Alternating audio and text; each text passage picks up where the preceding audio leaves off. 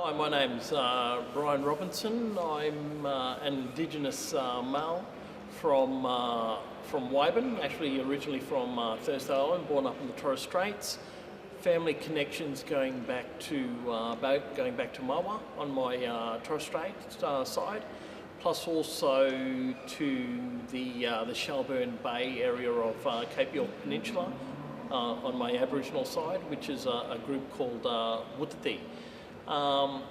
That plus, I'm quite a mixed bag, I could say, with sort of, I suppose, cultural connections now going back to Scotland, back to the Philippines, back to Malaysia, plus a number of other sort of destinations around the world.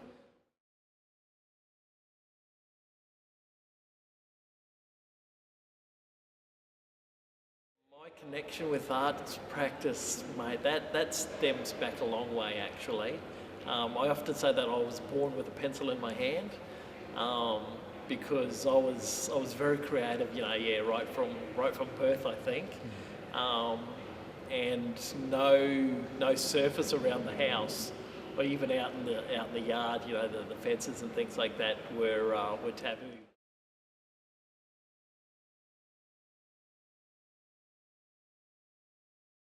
It's basically continued on from there, really.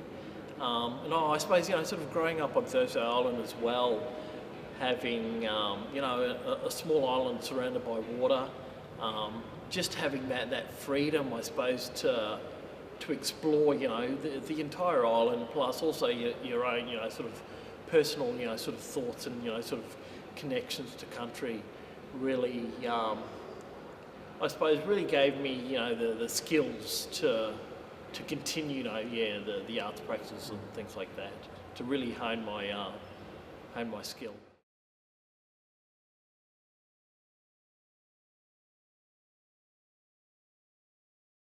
One of the strongest areas that I sort of look at in terms of, sort of that inspiration is the Renaissance period. So the works of people like Leonardo da Vinci and sort of Michelangelo and Raphael, who were sort of not only great sort of composers of sort of creative sort of artistic material, but they were physicians. They practiced medicine. They did architecture. They were philosophers. They were everything. Sort of all rolled into one person. And so that's what I sort of inspire, I suppose, to be. And then I suppose as visual artists as well, your social commentators on everything in the social sort of sphere. And unfortunately you have to be able to speak about a lot of these different sort of areas, from sort of general knowledge to politics to environment, a bit of everything. And so I'm just sort of following that sort of path.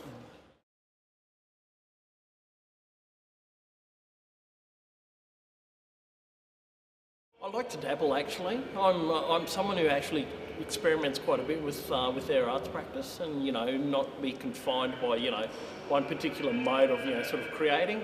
But I suppose everything for me stems back to my drawing sort of background. And so as an artist, I think the best thing to actually master right from the start is drawing, basically. So, and from drawing, every other sort of art form actually comes. And so as a young person, I spent a big chunk of my sort of early childhood sitting at the kitchen room table, drawing from sort of magazines, comics, and things like that, and just sort of over the years sort of developing these skills and getting sort of better and better.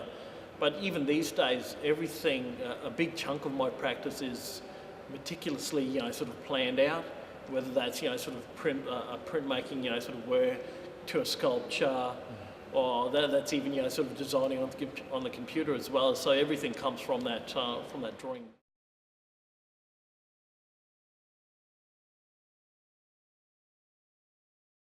I suppose for me, creating art isn't only just about sort of I suppose looking at sort of the strong sort of message behind the different types of sort of forms that you create and things like that. But it's also the joy and just the creative act of sort of making artwork. And I suppose with me personally, that's the first thing that I thrive on is the creation of art itself, as opposed to the message that sort of comes along with each and every individual work.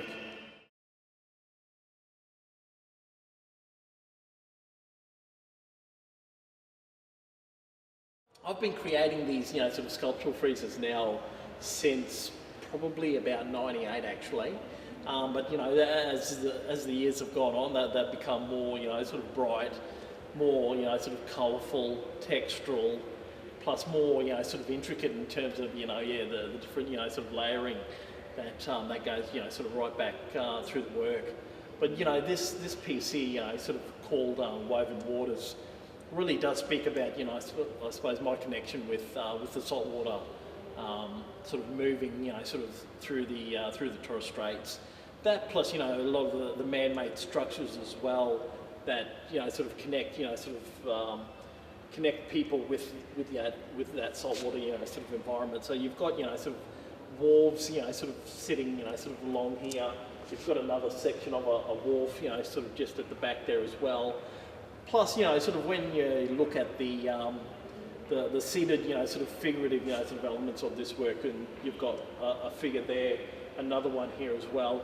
It really sort of brings about that that influence of those Renaissance sort of figures, of these sort of muscular sort of men sitting in very I suppose staged sort of poses across those sort of frescoes. So I've literally taken some of those ideas of these figurative sort of elements from that and have transferred them in sort of into this particular style here.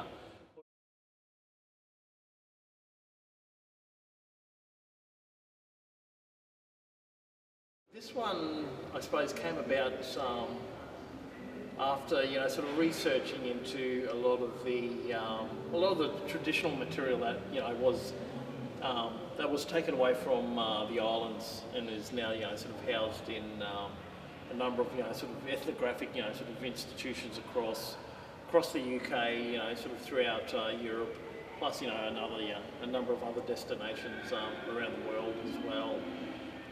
So this work here literally looks at all of these objects that were taken by a gentleman by the name of Alfred Court Haddon, who arranged a number of expeditions to the Torres Straits. Basically, the first expedition that he organised was around the time of the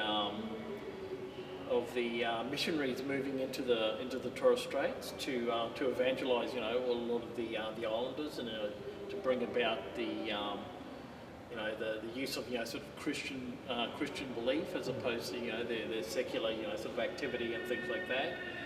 So it was a time up in the Torres Straits where there was a lot of I suppose a lot of sort of demise of the traditional ways really, and so sort of he saw this. Alfred Court Haddon sort of saw this on his first expedition that a lot of this material was actually being destroyed and sort of discarded and things like that.